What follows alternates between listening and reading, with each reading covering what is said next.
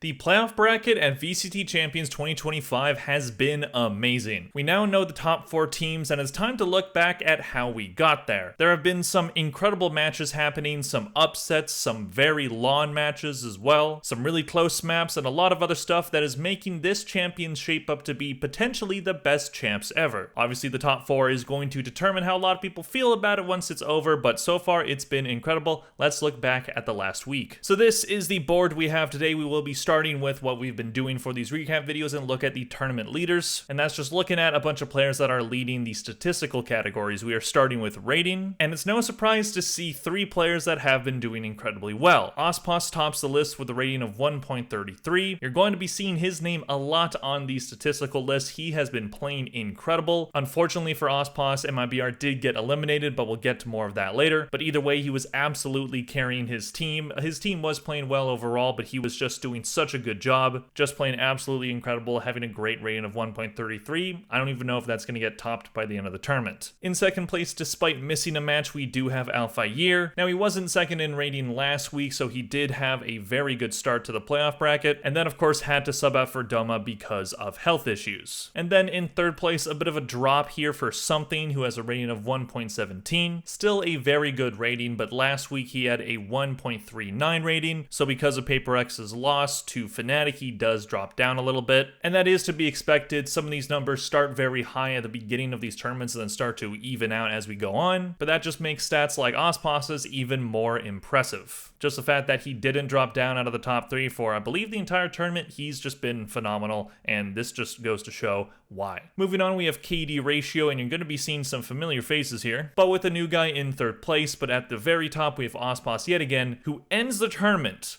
with a 1.66 KD ratio. That is just absolutely incredible. You're going to be hearing me gush about Ospos a few different times in this video, but how can you expect me not to? Having that KD ratio despite your team losing your last 2 games, he was just absolutely frying, and he was sick. He did all this while he was sick, so Ospos, man, he just continues to prove why he's one of, if not the best player of all time, and I kind of think he is. In second place, thew once again, who was a very impressive 1.42, and then coming into the third place spot is Cortesia, who ends up with a rating of 1.27. So Cortesia was playing very well. I did say that Ospos was carrying MIBR, but again, that's just because he was just so far above everybody else, even in the tournament. But players like Cortesia as well as Verna were holding down the fort, and Cortesia was just playing amazing. 1.27, very impressive work by the rookie. Moving on, we have kills per round. Now it's the same situation as KD ratio, where we have the top 2 players staying the same, but a new player in third. Ospos ends the tournament with a 0.97, so almost 1 kill a round. And in case you don't know, that's incredible. That's nearly impossible. Ospos almost did it. thew in second place yet again with a 0.89, very elite number there. And Flashback, who has been one of, if not the main reason why DRX even beat MIBR and have gone as far as they have.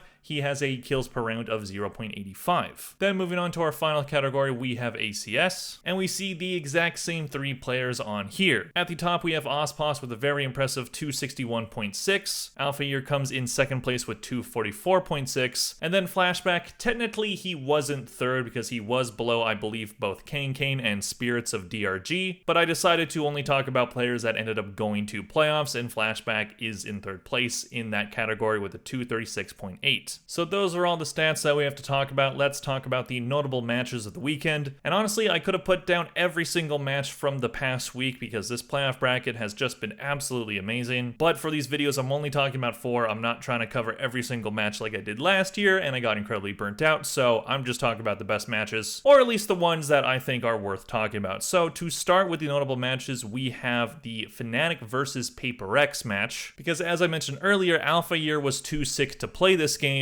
so they ended up having a sub by the name of Doma come in. Doma was previously a player on Fnatic, being a part of the roster in 2021, where they went to the grand final of the very first international tournament in VCT's history, Rank Vic 2021. So they brought him in for this game as an emergency sub because he has experience within the organization and seemed to be like a pretty good fit. I don't have his stats on the board, but he did end up going 36, 40, and 13 for -4. So for your first tier 1 match in quite some time, that's not too bad. He held his own. But even beyond that, this match ended up being a very interesting one. It was highly contested, even though there was one lopsided match in there. That was map 2 of Haven. But the narrative around this game is really interesting because not only is it the Toronto Grand Final rematch, it's also the first time Mini is coaching against his former team. Mini was kinda sorta an assistant coach for PaperX since before Toronto, helping them out in scrims, helping them out with their defensive side and whatnot. But then for this tournament, Alex decided to bring him into the actual coaching booth. So he was first there for that match against G2 where PaperX barely won, and then he's coaching against his former team. That's such an interesting narrative, but he could not get that win over his former team. Fnatic were looking for revenge for Toronto, and they would do it in a very interesting match. They would start this one on Bind, this one being PaperX's map pick, and PaperX would start well by winning the first 4 rounds of the game, but then PaperX don't allow them to win more than one more in a row at that time and end up going up 7-5 at the half. Then PaperX start the second half strong. Once again, they do win that pistol, they get to their bonus round, but then 3 in a row from Fnatic would make it 10-8, but then PaperX end up finding their groove on their defensive side, and they end up winning 5 rounds in a row to end the map. Moving on to map 2, we have Fnatic's pick of Haven, and this one went much easier for them, 13-4 being that final score. Despite losing that first pistol, Fnatic were in control in that first half, and they ended up being up 8-4 at the half, which means PaperX did not win a single round in that second half. Just getting dominated on Fnatic's defense side, Fnatic having a very strong defense, and Mini just not able to help his new team around his former team. Then we move on to Lotus, where Fnatic ended up having an amazing comeback. While they would win the pistol, PaperX would steal the anti-eco, and then turn that into winning 9 rounds in a row. So it was 9-1 at some point during this match, but Fnatic would get 2 rounds at the end of the first half to make it 9-3. So it's 9-3. The 9-3 curse is a thing that's been in Valorant and VCT lore for a while now, but it isn't as prevalent nowadays. Comebacks aren't as easy as they used to be, but Fnatic clearly did not get that memo, and they ended up winning 10 rounds in a row on their defense side, which ended up being a 12-round win streak overall. Just absolutely decimating PaperX on this one. Very surprising end to this match. This was also the map that PaperX beat Fnatic on to win Toronto as well, so Fnatic clearly were very motivated to get this one done. And doing it in the fashion that they did, it's a bit of a collapse from PaperX for sure, but you gotta give credit where credit is due. Fnatic doing a very good job in this one. Kayak ended up being the main X factor for Fnatic. He went 69, 44, and 19 for plus 25. On the side of PaperX, we have thew, who went 46, 41, and 9 for plus 5. Moving on, we have the only lopsided match that I'm going to be talking about in this video. We have the biggest stomp of the week. We have Energy versus Giant X. I thought about putting down a different match, talking about maybe one that was closer, because we had a lot of close matches this week, but I'm talking about 2 close ones later, and this is my last chance to talk about Giant X for this tournament, and I've been talking about the biggest stomp of each week of this tournament so far, so I'm continuing that trend here. But anyways, Energy asserting dominance over the Young Guns Giant X core. While Giant X have looked like a pretty solid team throughout this tournament, Energy are just on a mission, and they were not about to get upset by an upstart EMEA team. They were looking for blood in this one, and they absolutely decimated them on both maps. Giant X winning 7 rounds total in this one, just could not find anything. Brock was absolutely destroying them. A perfect example of this is on that first map. Brock went 18, 1, and 8 for plus 17. That is just an insane number. I'm not sure if we've seen that. Only 1 death on an international map. That's incredibly rare. I don't know if it's happened aside from that. I don't know if it's going to happen again. Let me know in the comments if there is a history of this happening, but it seems just incredibly rare. How the hell do you only get 1 death? That's insane. Anyways, starting with Ascent, this one was just a complete wash from start to finish. This one was Giant X's pick, so that one definitely stings. Energy win the first 2 rounds, Giant X get their 1, and that's the last one they would get. Energy end up winning 9 rounds in a row to end the half, which meant they only needed 2. They would get that in the pistol and the anti-eco. So things are looking pretty bad for Giant X, but we're going to a second map. There's a chance you can come back, but unfortunately for them, that did not happen on Energy's pick of Lotus. Energy looking strong on this one. Giant X would get that first pistol, but aside from being able to convert the anti-eco, it didn't really matter much, as yet again Energy would go on a long streak of rounds after Giant X broke a 3-round win streak at round 6, and it would be 9-3 for Energy at the half. Then Giant X once again do win the pistol, so they're hoping to build off of that and start a 9-3 comeback. And while this half would technically be kind of close with Energy getting 3 rounds right after that pistol, and then 2 more for Giant X, Energy only needed one, and that's the one they got. 13-6 being that final score. Giant X knocked down to the lower bracket where they would face Team Heretics, and they would lose that one, and they are out of the tournament. Looking at the main X factor for Energy, we have Brock, who went 35, 13, and 11 for plus 22. Probably his best performance of the entire tournament, and that is saying a lot. He's been playing quite well. And usually I highlight the MVPs of each team, but I looked at Ara's scorecard and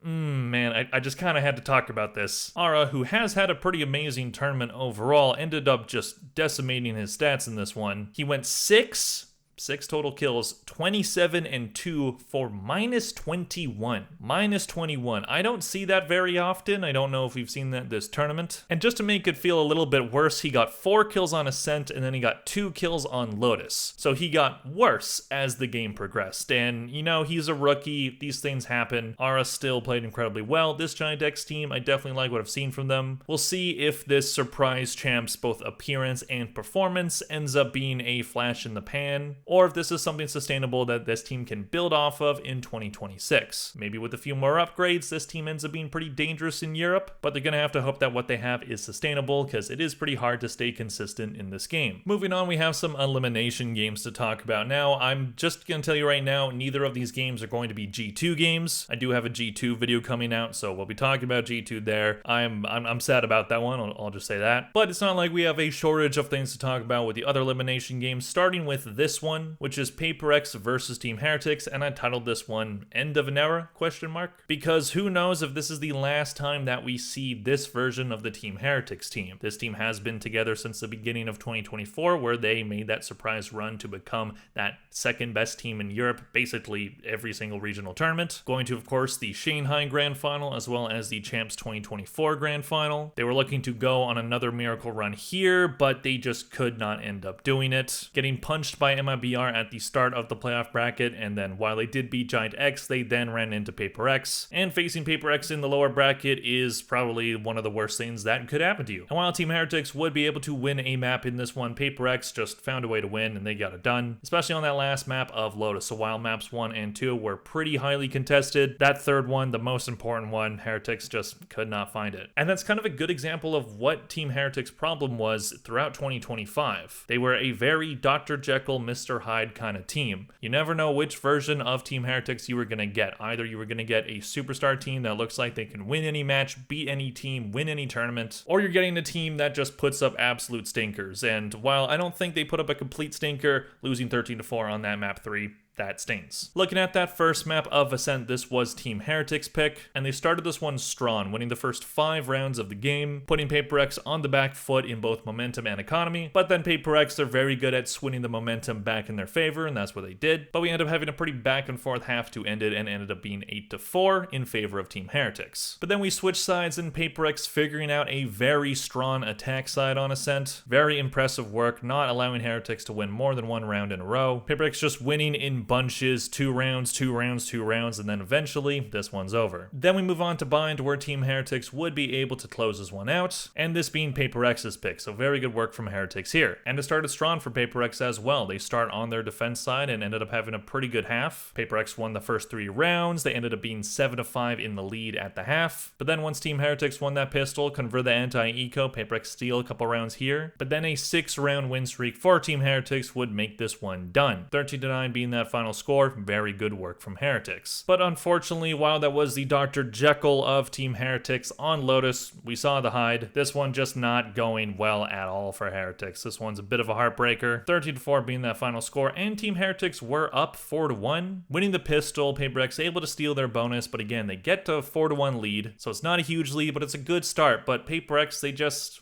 win the rest. Paper X doing to Heretics what Fnatic were able to do to them and win 12 rounds in a row. So Team Heretics just not able to find an answer for Paper X on either side of the map. It really is a shame how this one ends, but 13-4 is where this one is over. Looking at the team MVPs on the side of Paper X, we have Forsaken, who's had a very good tournament quietly as well. 53, 44, and 34 for +9. On the side of Team Heretics, Woot, does he stay on Heretics next year? He went 57, 47, and 11 for +10. Heretics overall, do think they had a good run. They made it 5th to 6th after being pretty underrated heading into the tournament. I'll talk about them more in depth in a different video, but there's going to be a lot of questions around this roster. Yes, they did win Esports World Cup, but when it comes to the VCT, is this team capable of lifting a trophy? And that's kind of what it comes down to. This team got so close 2 times, but they ended up losing those grand finals, and I'm sure that haunts that team to this day. But it just goes to show you never know when you're going to get that chance again, so you better make those moments count. Moving on to the last match we have to talk about, we have DRX versus MIBR, and this one I have deemed the trend breaker, and that is because there are some narratives that died on the day of this match. MIBR losing this one, getting knocked out of the tournament, means that Ospas has now broken his streak of making top 3 of every single champions, and for DRX, this means that they've broken their 5th to 6th curse. It's not the first time that they've gotten farther than 5th to 6th, but it's the first time in quite some time. So it does kind of continue to show that 2025 is kind of the year of narratives being broken in Valorant. We had PaperX finally win their first VCT tournament. We had Stax and Buzz, who were on DRX before this year, finally get their first trophy. It seemed like they were never going to do it, and I don't know if they're going to do it again on T1 because T1 don't look very good anymore. As well as other stuff like Crew not making champs this year. There's been a lot of narratives that have been in the VCT for quite some time being broken, and this match ended 2 of them. And this one was kind of a heartbreaker for the side of MIBR. They got oh so close to winning this one. If they were able to win that overtime of Ascent, then they would have 2-0'd DRX. But then as soon as they lost that one, they went to Bind, which has been a very dominant map for DRX during this tournament, and they showed that yet again here. This was such a close match, and Ospas was absolutely frying, nearly breaking the record that he set in his previous match versus Energy, getting 80 kills versus Energy despite losing, which does break the international game kill record for a best of 3, and then he almost did it again, getting 76 kills in this one, but yet again, his team still found a way to lose. Not that I would necessarily blame the other players on this team. There was a bit of underperforming by players like Artson, but overall in this matchup of 2 teams on Cinderella runs, I really can't put too much bad stuff on MIBR for this one. They played their hearts out, but so did DRX. DRX were just able to make a few less mistakes and able to push through in those big moments where MIBR were doing the best too, but just, again, it comes down to inches when a match is this close. We start this match in a pretty insane way on Sunset. DRX would win the first 6 rounds in a row, and after a few timeouts from MIBR, they were able to at least get to 3 rounds before the half. So it's a 9-3 lead for DRX, but the 9-3 curse kicked in once again, because then MIBR win that second pistol on their defense side and end up winning 6 rounds in a row. So that ends up tying the game. DRX take the lead right back by winning the next round, but then 4 in a row for MIBR, just an impeccable defensive side. Great calling from Verno here. Just an amazing half from MIBR, just not letting DRX get anything. So after that very solid comeback from MIBR, they have the momentum, they can bring this one home, but on DRX's map pick of Ascent, that unfortunately for them would not be the case. MIBR did start this one strong by winning that first pistol, but then DRX had a pretty solid attack side on this map and ended up being 7-5 in favor of DRX. But then MIBR win that second pistol, they convert their anti-eco, DRX then win 2 in a row. These teams are just trading rounds at one point. DRX end up getting to map point at round 23, but MIBR do tie it. And then we have a very close overtime. DRX win the first one, MIBR tie it right back. But then even though MIBR had the advantage in the next overtime round, they would end up losing it. And that was kind of the nail in the coffin for MIBR, as they would lose the next round. And we're going to map 3. Map 3 being Bind. Again, DRX have been very dominant on this map, but MIBR absolutely pushed them to the brink as far as they could. DRX win the first 2 rounds. MIBR tie it right back up. 4 rounds in a row from DRX, 4 rounds in a row from MIBR. This one is tied at the half, but then DRX were able to get the momentum, and that's what won them the game. They end up winning 5 rounds in a row to take a commanding 11-6 lead. The hope for MIBR is dwindling at this point. Ospas and Cortesia doing everything they can to keep their team alive, but then DRX ended up going up 12-9, so they have 3 chances to put this one away, and they would end up doing it on the second try, and MIBR are out of the tournament. Looking at the team MVPs on the side of DRX, we have Bane, who went 51, 43, and 21 for +8. Very good performance from him here. And for MIBR, who else but Ospas, who absolutely just destroys everybody else in the server. 76, 51, and 8 for +25. I don't think I can think of another time that either will happen again or could happen again where a player broke a best of 3 kill record, and then in the very next match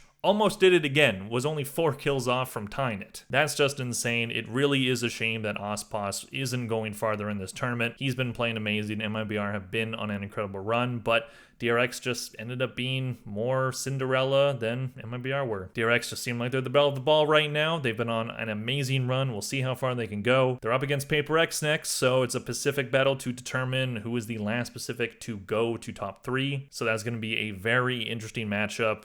We'll see what ends up happening there. Anyways, moving on to some narratives and fun facts to wrap this video up, starting with the first one, which is every elimination match went to map 3. Every single part of the lower bracket has been at least 3 maps, so while there were some lopsided maps here and there, most of these matches have just been incredibly contested. Again, this is shaping up to be an amazing Champions, and matches like these ones are why. Moving on, just to take a look at the top 4 and the regional distribution here. So we have 1 EMEA team, 1 Americas team, and then 2 Pacific teams, but there's going to just be 1 after that match of PaperX versus DRX. So we're not having a repeat of China. PaperX do still have a chance to go 3 for 3 in 2025 this year. Of course, both teams are in the lower bracket, so it's going to be hard for whoever ends up getting there if either PaperX or DRX get to a grand final. But either way, it's good to see that there is still a lot of parity in Valorant. Of course, there's always discussions of which region is the best right now, which region is the worst right now. I genuinely think we're in a pretty good spot of a lot of teams are pretty even with each other. I mean, just look at this playoff bracket, look at the group stage bracket as well.